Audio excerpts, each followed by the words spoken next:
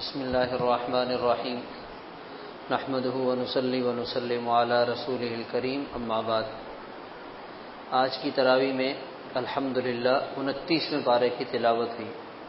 سورۃ الملک، اس کی فضیلت میں آتا ہے کہ رات کو سونے سے پہلے جو شخص اس کی تلاوت کا اہتمام کرتا ہے تو یہ سورت اس کے لیے قبر کے عذاب سے حفاظت کا ذریعہ بنے گی۔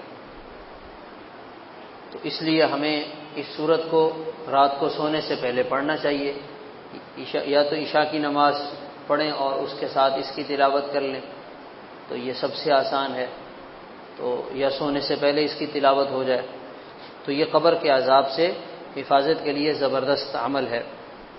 اللہ تعالیٰ ارشاد فرماتے ہیں، تبارک الذی بیدہ الملک وہو علی کل شیء قدیر، بابرکت ہے وہ ذات جس کے قبضہ قدرت میں ساری بادشاہت اور سلطنت ہے، اور وہ ہر چیز پر قادر ہے، جس نے موت کو پیدا کیا اور جس نے زندگی کو پیدا کیا، جس نے موت کو بنایا اور جس نے زندگی کو بنایا، اور یہ موت اور زندگی کا نظام اس لیے ہے تاکہ تمہارا امتحان لیں تم میں خوبصورت عمل کون کرتا ہے۔ تو عمل بھی کرنا ہے اور عمل کو خوبصورت بھی بنانا ہے، یہ دو باتیں ہیں، عمل بھی ہو اور احسن عمل بھی ہو۔ نماز پڑھی جائے خوبصورتی کے ساتھ، تلاوت کی جائے خوبصورتی کے ساتھ، تراویح کی نماز پڑھی جائے خوبصورتی کے ساتھ، تو یہ ہے احسن و عملہ، اچھا عمل کرنا۔ آج دنیا میں ہر بندہ کوشش کرتا ہے مجھے 1 نمبر چیز مل جائے، مجھے اچھی سے اچھی چیز مل جائے اور مجھے بہتر کوالٹی مل جائے۔ تو جیسے دنیا کی چیزوں میں ہم اچھی چیز تلاش کرتے ہیں تو اعمال میں بھی ہمیں اس بات کا خیال رکھنا چاہیے کہ اللہ تعالیٰ کی بارگاہ میں ہماری طرف سے اچھے اعمال پیش ہوں۔ پھر اللہ تعالیٰ نے فرمایا کہ ہم نے مختلف نعمتوں سے تمہیں نوازا اور تمہیں رزق عطا کیا، اور یہ دیکھو آسمان میں فضا میں اڑنے والے پرندے یہ پر پھیلاتے ہیں اور یہ پروں کو سمیٹتے ہیں، کون ہے جو ان کو فضا میں روکنے والا ہے، تھامنے والا ہے؟ ما یمسکہن الا الرحمن، اللہ کے سوا انہیں کوئی تھامنے والا نہیں۔ اللہ تعالیٰ نے تمہارے لیے سماعت بنائی، تمہیں بصارت عطا کی، تمہیں دل دیا، قلیلا ما تشکرون، مگر تم اس کے باوجود تھوڑا شکر کرتے ہو۔ یہ آنکھیں اللہ کی کتنی بڑی نعمت ہے، یہ زبان کتنی بڑی اللہ کی نعمت ہے، یہ کان کتنی بڑی اللہ کی نعمت ہے۔ اگر انسان کے کان 1 گھنٹے کے لیے سننا چھوڑ دیں، کام کرنا چھوڑ دیں، انسان کتنا پریشان ہو جائے۔ اگر یہ انسان کی زبان 1 گھنٹے کے لیے بولنا چھوڑ دے، انسان بولنا چاہ رہا ہے مگر زبان ساتھ نہیں دے رہی، انسان کس قدر پریشان ہو جائے۔ مگر اللہ تعالیٰ ساتھ یہ حقیقت بتلا رہے ہیں کہ ہم نے تمہیں یہ سب کچھ دیا، چاہیے تو یہ تھا کہ تم بدلے میں سر سجدے میں رکھ کے ہر وقت ہمارا شکر ادا کرتے، مگر تم بہت کم شکر ادا کرتے ہو۔ آج دیکھیں انسان سارا دن اپنی محنت مزدوری میں خود کو تھکاتا ہے، سارا دن اللہ کی طرف سے ملنے والے جسم کو استعمال کرتا ہے، اور یہی انسان جب شام ہوتی ہے اللہ تعالیٰ کے سامنے قیام کرنے کا وقت آتا ہے، یہ کہتا ہے میرا جسم بہت تھک گیا ہے۔ یہ اللہ کے سامنے کھڑا ہونے کے لیے تیار نہیں ہوتا، یا اللہ کے سامنے اپنے جسم کو عبادت میں لگانے کے لیے تیار نہیں ہوتا۔ یہی بات ہے، قلیلا ما تشکرون، تم بہت کم اللہ کا شکر ادا کرتے ہو۔ پھر اللہ تعالیٰ نے فرمایا، اے انسانوں ذرا یہ بتاؤ، اگر تمہارا پانی زمین کی تہ میں نیچے چلا جائے، کون ہے جو تمہارے لیے زمین سے پانی لا سکتا ہے؟ یہ پانی کتنی بڑی اللہ کی نعمت ہے، پانی کے بغیر زندگی نہیں ہے۔ انسان کھانے کے بغیر گزارا کر سکتا ہے مگر پانی کے بغیر گزارا نہیں کر سکتا۔ میڈیکل سائنس کی تحقیق یہ ہے کہ پانی انسان کو نہ ملے تو انسان کی جان خطرے میں پڑ جائے، کھانے کے بغیر پھر بھی اس کا کام گزارا ہو جائے گا اور وہ کام چلا لے گا۔ اور ہم روزانہ کتنا پانی استعمال کرتے ہیں، گھروں میں، دفتروں میں، دکانوں میں، مسجدوں میں، یہ کہاں سے آ رہا ہے؟ دنیا کی کوئی مشین یہ پانی نہیں بنا سکتی ہے، یہ اللہ کے خزانوں سے آ رہا ہے۔ اور اللہ تعالیٰ فرما رہے ہیں اگر ہم اس پانی کو روک لیں اور یہ زمین سارا نچوڑ لے، زمین جذب کر لے، تو بتاؤ تمہارا کیا بنے گا؟ ایک کافر نے جب یہ بات سنی تو وہ کہنے لگا میں مشین کے ذریعے نکال لوں گا. کیا کہنے لگا؟ مشین کے ذریعے نکال لوں گا. اللہ تعالیٰ نے اس کی آنکھ کے پانی کو خشک کر دیا. فرمایا آپ نکال کے دکھاؤ. آنکھوں کے اندر جو ہمارا پانی ہے یہ کتنی بڑی اللہ کی نعمت ہے. یہ آنکھوں میں نمی رہتی ہے اور یہ ہم سہولت سے آنکھوں کو چلا رہے ہیں، گھما رہے ہیں، بند کر رہے ہیں، کھول رہے ہیں. اللہ کا انعام ہے. یعنی انسان ان چیزوں میں غور کرے گا تو اسے اللہ کی عظمت کا اندازہ ہوگا، اللہ کی قدرت کا پتہ چلے گا اور اس کے دل میں اللہ تعالیٰ کی محبت پیدا ہوگی. اس کے بعد سورۃ القلم ہے. اللہ تعالیٰ نے اس میں باغ والوں کے واقعے کا تذکرہ فرمایا جن کا والد سخی تھا، سخاوت کرنے والا تھا. اور اس امت کی بھی یہ ایک خصوصیت رہی ہے کہ یہ امت ہمیشہ سخاوت کے ساتھ مشہور رہی ہے. مسلمانوں میں سخاوت ہونا یہ مسلمانوں کی پہچان رہا ہے. مسلمان سخی ہوتا ہے، بخیل نہیں ہوتا. مسلمان کی پہچان وہ سخاوت ہے. الید العلیٰ خیر من الید السفلی، اوپر والا ہاتھ نیچے والے ہاتھ سے بہتر ہے. تو مسلمان تو خرچ کرتا ہے، سخاوت کرتا ہے، اور جو سخاوت کرتا ہے پھر اللہ تعالیٰ اس کے لیے اپنے خزانوں کے دروازے بھی کھولتے ہیں، اپنے خزانوں کے دروازے بھی کھولتے ہیں. تو یہ مسلمانوں میں یہ ہونا چاہیے تھا. لیکن معاملہ یہ ہو گیا کہ آج ہمیں مانگنا پڑتا ہے، آج ہمیں اپنے ملک کے لیے مانگنا پڑتا ہے اور مسلمان ہاتھ پھیلاتا ہے اور مسلمان بھیک مانگتا ہے. یہ کتنی عجیب بات ہے. تو یہ ہوا کہ جب اللہ کے احکام کو انسان نے نظر انداز کیا تو پھر یہ نظام میں تبدیلی آئی. تو ان کا والد، باغ والوں کا جو والد تھا، ابا تھا، وہ جب بھی فصل اٹھاتا اس میں سے غریبوں کا حصہ نکالتا اور ان کو مال دیتا. جب وہی باغ اور وہ جائیداد بیٹوں کے پاس آئی تو بیٹوں نے کہا ہمارے ابا کو کیا پتا تھا، ہم رات کو نکلیں گے کسی کو پتہ بھی نہیں چلنے دیں گے. ان میں جو ان کا ایک سمجھدار بھائی تھا اس نے کہا یہ غلط کر رہے ہو، تمہیں یہ نہیں کرنا چاہیے. انہوں نے بولا جاؤ جاؤ اپنا کام کرو. غریب شریف آدمی کی سنتا کون ہے اور کتنی سنتا ہے. انہوں نے اس کی بات کو سنی انسنی کر دیا. جب گئے تو کہنے لگے شاید ہم راستہ بھول گئے، ہم شاید راستہ بھول گئے تو ہم نے کہیں اور نکل آئے ہیں. تو وہ جو سمجھدار بھائی تھا وہ کہنے لگا راستہ نہیں بھولے، وہ اللہ کا عذاب آیا، وہ باغ سارا تباہ ہو گیا ہے. اللہ کے عذاب اور اللہ کی پکڑ میں تم آئے ہو. فاقبل بعضهم على بعض يتلاومون، پھر ایک دوسرے کو ملامت کرنے لگے، تمہاری وجہ سے یہ ہوا ہے، تمہاری وجہ سے یہ ہوا ہے.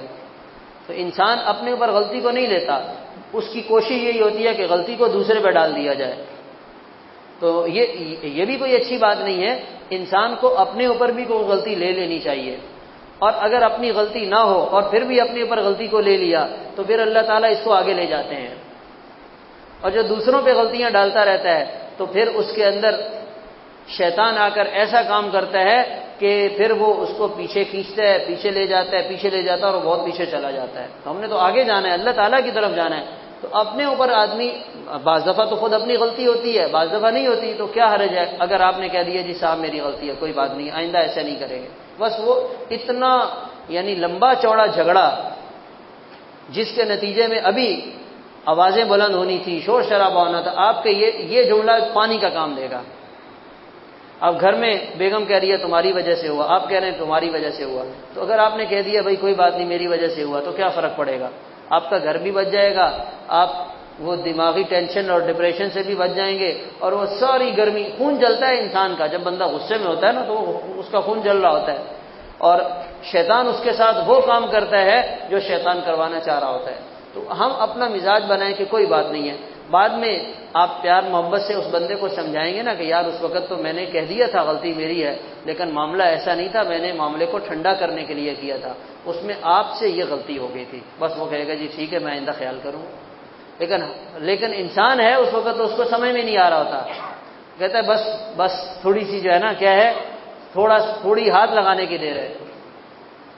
آج ہر آدمی غصے سے بھرا ہوا ہے. آج بھی ایک صاحب آئے تو وہ یہی پریشانی کا اظہار کر رہے تھے کہ غصہ بہت آتا ہے، حالانکہ داڑھی سفید ہو گئی ہے مگر غصہ بہت آتا ہے. تو یہ ایج کے ساتھ ساتھ پتہ نہیں عجیب بات ہے، بندے کی غصے کی شدت میں اضافہ ہوتا چلا جاتا ہے، اس کی برداشت کم ہوتی چلی جاتی ہے. اور ہائپر ہو جاتا ہے معمولی بات پہ، تو یہ ایک دوسرے کو ملامت کر رہے ہیں، تمہاری وجہ سے ہوا، تمہاری وجہ سے ہوا۔ تو وہ سمجھدار آدمی تھا، وہ کہنے لگا کسی کی وجہ سے نہیں ہوا، یہ تم نے جو وہ نیت، تمہاری نیت میں خرابی آئی ہے نا، یہ اس کی وجہ سے ہوا ہے، اللہ سے معافی مانگو، توبہ کرو، اللہ اور دیں گے۔ پھر انہوں نے معافی مانگی، اللہ نے اور دے دیا۔ آگے سورۃ الحاقہ ہے، اس میں اللہ تعالیٰ نے قیامت کے حالات کا تذکرہ فرمایا اور فرمایا اس دن اعمال نامے تقسیم کیے جائیں گے، رزلٹ ملے گا، پوری دنیا کے انسانوں کا رزلٹ آئے گا۔ ابھی تو آج ہماری کلاس کا سالانہ رزلٹ آتا ہے تو بچوں کو بڑا تجسس ہوتا ہے کہ میری کیا پرسنٹیج آئے گی، مجھے کتنے نمبر ملیں گے اور میں کون سا گریڈ مجھے ملے گا۔ تو یہ آج کے انسان کو اس امتحان کی فکر ہوتی ہے، صحیح ہے۔ پھر جب اس کو اچھے نمبر ملتے ہیں سب اپنے دوستوں کو بتاتا ہے، بھائی میں فرسٹ آیا ہوں، میری اتنی پرسنٹیج بنی ہے، میں نے اتنے نمبر لیے ہیں۔ تو یہ سب دنیا کا معمولی عارضی بہت چھوٹا سا امتحان ہے۔ اصل امتحان تو یہ ہے جس کا اللہ تعالیٰ نے قرآن پاک میں تذکرہ فرمایا، جس کو اعمال نامہ دائیں ہاتھ میں مل گیا وہ پوری دنیا کو زور زور سے بول کر بتائے گا، سنائے گا، ہا مقرؤ کتابیہ، اے لوگوں میرا اعمال نامہ آ کر دیکھ لو، آج میں پاس ہو گیا۔ اور میں اچانک پاس نہیں ہوا، میں دنیا سے اس کی تیاری کر رہا تھا۔ جتنا بڑا امتحان ہوتا ہے، CSS کے امتحان کے لیے بچے کتنی تیاری کرتے ہیں، راتوں کو جاگتے ہیں۔ MBBS ڈاکٹر بننے والے بچے کتنی محنت سے تیاری کرتے ہیں، کیونکہ پتہ ڈگری ملے گی، اگر سستی دکھائی تو لاکھوں روپے ضائع ہو جائیں گے، اتنی محنت کرتے ہیں، راتوں کو نہیں سوتے۔ ماں باپ آ کر بڑے فخر سے بتاتے ہیں یہ ہمارا بچہ ساری رات نہیں سوتا کیونکہ اس کے پیپر سر پہ ہیں، MBBS کی ڈگری ملے گی، فائنل آخری پیپر ہیں اور اس کے لیے تیاری کر رہا ہے اور ساری رات جاگتا ہے۔ تو اچھی بات ہے، جاگنا چاہیے، تیاری کرنی چاہیے، لیکن اس کا کیا بنے گا؟ یہ جو سب سے بڑا امتحان ہے، ماں باپ کا بھی ہوگا، بچوں کا بھی ہوگا، بادشاہوں کا بھی ہوگا، فقیروں کا بھی ہوگا۔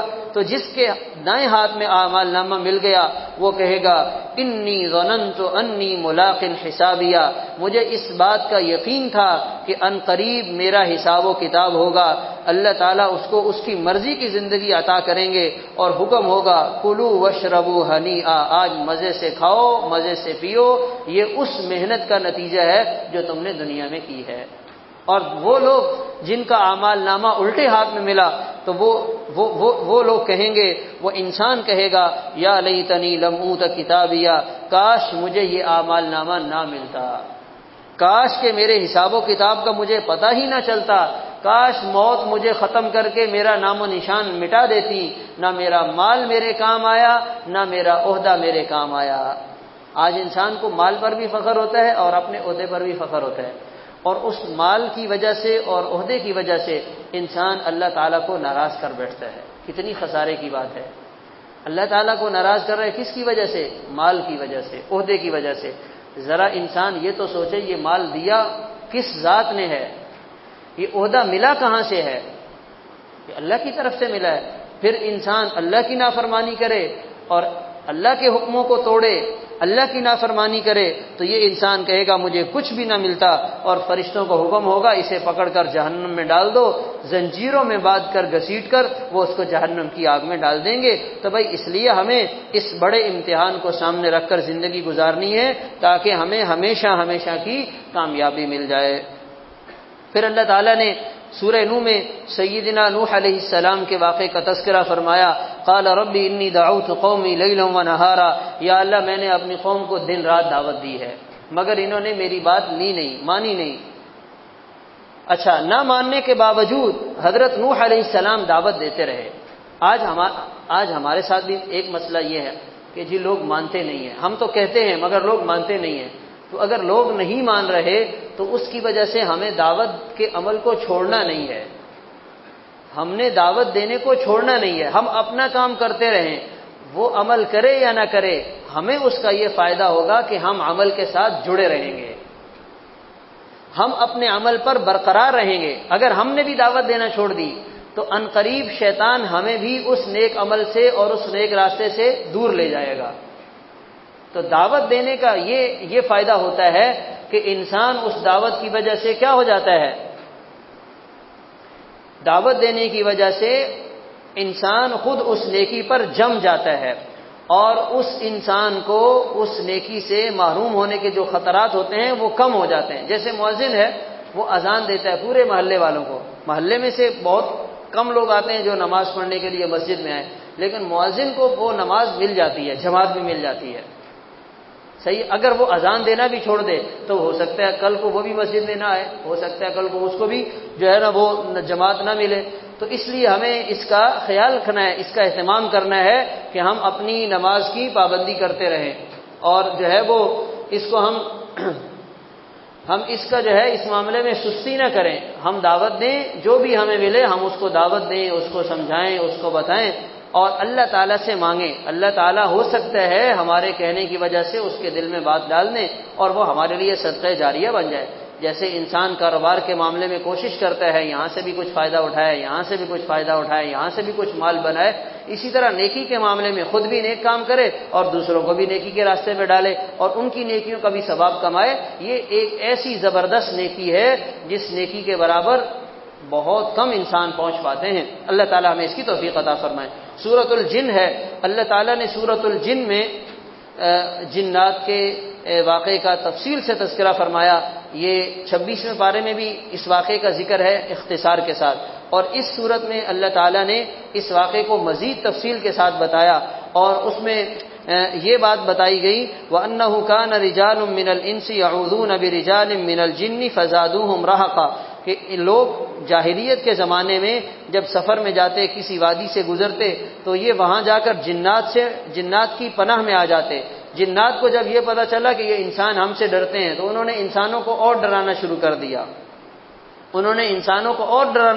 دیا، اور پھر ان کے اور بھی بہت سارے گمراہ کن جنات میں بھی عقائد تھے۔ تو جب انہوں نے قرآن پاک کو سنا اور انہوں نے حق بات اور حق کلام کو سنا تو اس میں بہت سے مسلمان ہو گئے۔ وَأَنَّا مِنَّا الْمُسْلِمُونَ وَمِنَّا الْقَاسِطُونَ، کچھ مسلمان ہوئے، کچھ جو ہے وہ اسلام نہیں لائے۔ جو مسلمان ہو گئے انہوں نے رشد و ہدایت کو پا لیا۔ تو یہ اللہ تعالیٰ نے جنات کا تذکرہ فرمایا۔ سورۃ المزمل، اس میں اللہ تعالیٰ نے رات میں جاگ کر عبادت کرنے کی ترغیب دی ہے۔ یا ایھا المزمل قم اللیل الا قلیلا نصفہ او انقص منہ قلیلا، آپ رات میں جاگیں اور رات کا بہت تھوڑا حصہ آرام کریں، آدھا حصہ جاگ کر عبادت کریں یا اس سے تھوڑا سا کم کر لیں، او زد علیہ، یا تھوڑا سا بڑھا لیں، ورتل القرآن ترتیلا، اور قرآن پاک کو ٹھہر ٹھہر کر پڑھیں۔ تو ہمارے ہاں یہ جو تراویح میں جلدی پڑھنے کا ایک کلچر بنا ہوا ہے، اس کو آہستہ آہستہ ختم کرنا چاہیے، کیونکہ اللہ تعالیٰ نے فرمایا کہ قرآن پاک کو ٹھہر ٹھہر کر پڑھیں، اور ہم کہتے ہیں نہیں یا اللہ ہم تو قرآن پاک کو تیز تیز پڑھیں گے، اس لیے کہ ہمارے لوگ اس کو زیادہ پسند کرتے ہیں۔ تو ہم نے لوگوں کو خوش کرنا ہے یا اللہ تعالیٰ کو خوش کرنا ہے؟ ہم نے لوگوں کی پسند کو دیکھنا ہے یا اللہ تعالیٰ کی پسند کو دیکھنا ہے؟ تو آج ہمارا معاملہ یہ ہے کہ ہم دین کے معاملے میں بھی لوگوں کی پسند کو دیکھ کر چل رہے ہوتے ہیں۔ تو لوگوں کی پسند کو دیکھنے کے بجائے انسان کو اللہ تعالیٰ کی رضا کو دیکھ کے چلنا چاہیے۔ بھئی اللہ تعالیٰ اس بات سے خوش ہوتے ہیں تو میں یہ کام کروں گا، اللہ تعالیٰ اس بات سے ناراض ہوتے ہیں میں یہ کام نہیں کروں گا۔ ورتل القرآن ترتیلا، اللہ تعالیٰ نے فرمایا کہ ٹھہر ٹھہر کر قرآن پاک پڑھو۔ تو رات میں جاگنا، نفل نماز پڑھنا اور اس میں قرآن پاک کی تلاوت کرنا اور لمبی لمبی رکعتیں پڑھنا، یہ حضور پاک صلی اللہ علیہ وسلم سے فرمایا گیا، اور پھر ہم سب کے لیے بھی یہی حکم ہے۔ تو ہم رمضان کے مہینے میں تو کچھ نہ کچھ نفل کا اہتمام کر ہی لیتے ہیں، مگر رمضان کے علاوہ پھر ہمارے لیے مشکل ہو جاتا ہے۔ مگر اللہ تعالیٰ کے بندے ایسے ہیں جو رمضان کے علاوہ بھی اس پہ عمل کر لیتے ہیں۔ رات کی تاریکی کی جو یہ نماز ہے، اس نماز کی وجہ سے آپ قبر کی روشنی کا، نور کا انتظام ابھی سے ساتھ کر رہے ہیں۔ قبر میں تو کوئی بلب نہیں ہوگا، نہ وہاں کوئی دنیا کی روشنی ہوگی، نہ وہاں کوئی روشن دان ہوگا، وہاں اندھیرا ہی اندھیرا ہے، تاریکی ہی تاریکی ہے، وحشت ہی وحشت ہے۔ اس کا انتظام آپ نے کہاں سے کرنا ہے؟ یہ رات کی نماز سے، رات کی تاریکی میں عبادت سے۔ تو ہمیں بھی رات کا اپنا کچھ حصہ اللہ کی عبادت کے لیے رکھنا چاہیے۔ جیسے آج کل کے نوجوان پابندی کے ساتھ رات کو موبائل چلاتے ہیں، اور جتنی بھی تھکاوٹ ہو، جتنے بھی تھکے ہوئے ہوں، جتنے بھی مصروف ہوں، اس کے لیے ضرور ٹائم نکال لیتے ہیں۔ کیسی عجیب بات ہے! باطل نے ایسا کھینچنے والا آلہ تیار کیا، ایسی اس میں کشش رکھی ہے کہ وہ ہر بندے کو کھینچ رہا ہے، کیا مرد ہے، کیا عورت ہے، کیا بچہ ہے، کیا بوڑھا ہے، کیا مالدار ہے، کیا غریب ہے، ہر آدمی رات کو سونے سے پہلے یا رات کے کچھ حصے میں کیا کرتا ہے، موبائل کو ضرور چیک کرتا ہے کہ پتہ نہیں کہیں ایسا نہ ہو کہ دنیا کا کوئی حصہ تباہ ہو گیا اور مجھے پتہ ہی نہ چلے، میں اپنے کھانے میں لگا رہا ہوں۔ تو وہ ضرور چیک کرتا ہے، پھر وہ سوال جواب کر کے چیک کر کے پھر کہتا ہے چلو شکر ہے دنیا باقی ہے، اب میں آرام کر لیتا ہوں۔ تو بھائی دنیا میں کچھ بھی نہیں ہوا، سب صحیح چل رہا ہے، آپ بلا وجہ پریشان ہو رہے ہیں۔ اور جس دن جب ہمارے ہاں سالانہ کچھ دن بنے ہوئے نا، اس میں سروس بند ہوتی ہے، سب سوچ رہے ہوتے ہیں کہ پتہ نہیں اب ہم کیا کریں، کوئی کام ہی نہیں ہے، سب فارغ ہوتے ہیں۔ تو بھائی ہمیں اپنے آپ کو اس آلے کے نقصانات سے بچانا ہے، ہم نے اپنے آپ کو اس میں مصروف نہیں لگانا، یہ تو تباہی اور بربادی ہے۔ جو ضرورت ہے ضرورت کی حد تک استعمال کیا جائے، باقی اس کے علاوہ ہم رات کا کچھ حصہ اللہ کی عبادت کے لیے خاص کریں۔ سورۃ المدثر ہے، اس میں اللہ تعالیٰ نے جہنم کے فرشتوں کا تذکرہ فرمایا، علیہا 19 19 فرشتے ہوں گے، 19 فرشتے ہوں گے جنہوں نے جہنم کی لگاموں کو تھاما ہوا ہوگا۔ جہنم بفر رہی ہوگی، بے قابو ہو رہی ہوگی اور کہے گی آج میں ہر سرکش کو پکڑوں گی اور ہر نافرمان کو اپنے اندر ڈالوں گی اور ہر متکبر اور اللہ کے باغی کو میں سزا دوں گی، جلاؤں گی۔ تو یہ 19 فرشتے ہوں گے جو اس کو قابو کرنے کے لیے 70,000 لگامیں ہوں گی، حدیث پاک میں اس کی تفصیل بتلائی گئی۔ تو یہ ایک وقت آنے والا ہے، ایک ایسا وقت آئے گا کہ یہ پھر انسان کو یہ نظر آئے گا کہ یہ کیسے ہوگا۔ آج دنیا میں تو کچھ بھی نہیں ہے، دیکھیں دنیا میں کسی جگہ تھوڑی سی آگ لگ جائے، ایک چھوٹے سے کمرے میں آگ لگ جائے، چھوٹے سے فلیٹ میں آگ لگ جائے، کتنی پریشانی ہو جاتی ہے، کوئی اس کے قریب بھی نہیں جاتا۔ تو یہ اتنی بڑی جہنم اور اس کی اتنی لمبی چوڑی آگ، خطرناک آگ، دنیا سے 70 گنا زیادہ، دنیا کی آگ سے 70 گنا زیادہ یہ آگ گرم ہوگی، تو کیا بنے گا انسان کا؟ مگر یہ انسان ایسا غافل ہے کہ اب اس کو ان باتوں کا بھی زیادہ اثر نہیں ہوتا، یہ سمجھتا ہے کہ یہ کسی نے ایسے ہی کہہ دیا ہے، یہ اپنی طرف سے لوگوں نے ڈرانے کے لیے باتیں بنائی ہوئی ہیں۔ تو یہ ڈرانے کے لیے نہیں بنائی ہوئی ہیں، یہ سمجھانے کے لیے اللہ تعالیٰ نے بتلائی ہیں، سمجھنے کے لیے اللہ تعالیٰ نے بتلائی ہیں۔ مجرموں سے جہنم میں پوچھا جائے گا ما سلککم فی سقر، تم جہنم میں کیوں پہنچے؟ وہ کہیں گے ہم نماز نہیں پڑھتے تھے۔ آج کہتے ہیں ہمارا بیٹا بہت اچھا ہے، بہت شریف ہے اور بہت نیک ہے، بہت سمجھدار ہے، بس صرف نماز نہیں پڑھتا۔ تو صرف نماز نہ پڑھنے کا اور تو کوئی نقصان نہیں ہے، مگر مجرم کہیں گے کہ ہم نے نماز چھوڑ کر یہاں ہمیں اس انجام میں پہنچے ہیں۔ تو اگر یہ نقصان معمولی ہے تو کوئی حرج نہیں ہے۔ ظاہر سی بات ہے، آج اگر ہمارا بچہ دنیا کی کسی مصیبت میں آ جائے، ایکسیڈنٹ ہو جائے، تو والد اور گھر والے سارے پریشان ہو جاتے ہیں۔ تو یہ تو اتنا بڑا حادثہ ہے، اس سے بڑا کوئی حادثہ نہیں ہو سکتا۔ تو اس کو اگر بندہ معمولی سمجھ رہا ہے کہ ہمارا بچہ صرف نماز نہیں پڑھتا، ہم صرف نماز ہی چھوڑتے ہیں اور کچھ بھی ہمارے اندر خرابی نہیں ہے، تو بھئی صرف نماز نہ پڑھنا یہ بھی بہت بڑی خرابی ہے۔ اللہ تعالیٰ نے اس لیے قرآن میں فرمایا قالوا لم نک من المصلین، ہم نماز نہیں پڑھتے تھے۔ تو آج ہم دیکھیں ہمارے معاشرے میں اور دائیں بائیں محلوں میں کتنے ہمارے ایسے مسلمان بھائی ہیں جو رمضان میں بھی مسجد سے کٹے ہوئے ہیں، جو رمضان میں بھی نماز سے دور ہے۔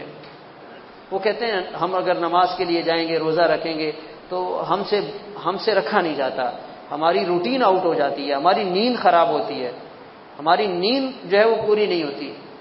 تو آج انسان کی یہ سوچ ہے، تو ٹھیک ہے آپ اس کی وجہ سے بھوک پیاس برداشت نہیں کر سکتے، آپ کی نیند خراب ہو جاتی ہے، آپ کو پریشانی ہوتی ہے، تو اگر کل کو اس منظر نامے میں یہی صورتحال کا سامنا کرنا پڑا تو یہ آپ کیسے برداشت کریں گے؟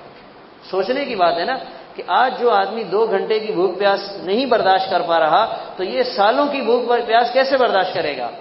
کھانے کے لیے جو کھانا ملے گا وہ کیا ہوگا؟ کانٹے دار جھاڑیاں، گلے سے نیچے نہیں اتر رہا، نیچے اتارنے کے لیے پانی مانگیں گے۔ جیسے دنیا میں انسان جب گلے میں کوئی چیز اٹک جاتی ہے پانی مانگتا ہے، فوراً پانی دیتے ہیں، وہاں پانی دیا جائے گا، وہ پانی نہیں ہوگا، وہ کھولتا ہوا گرم ابلتا ہوا تیزاب ہوگا، جب وہ ڈالے گا تو وہ سارے جسم کو پگھلا کے رکھ دے گا۔ تو کیا بنے گا انسان کا؟ وہ کیسے برداشت کرے گا؟ سوچنے کی بات ہے۔ یعنی انسان اپنے آپ کو پریشانی سے بچانے کے لیے پوری کوشش کرتا ہے۔ تو بھائی یہ تو اللہ تعالیٰ بتا رہے ہیں، اللہ تعالیٰ سمجھا رہے ہیں، اللہ تعالیٰ کی کسی بات میں ذرا برابر بھی شک نہیں ہے۔ ایسا نہیں کہ اللہ تعالیٰ ایسے ہی اپنی طرف سے فضا میں باتیں کسی اور مخلوق کو سنا رہے ہیں، یہ اللہ کا کلام ہے اور ہمیں بتایا جا رہا ہے، ہمیں سمجھایا جا رہا ہے، ہمیں خبردار کیا جا رہا ہے۔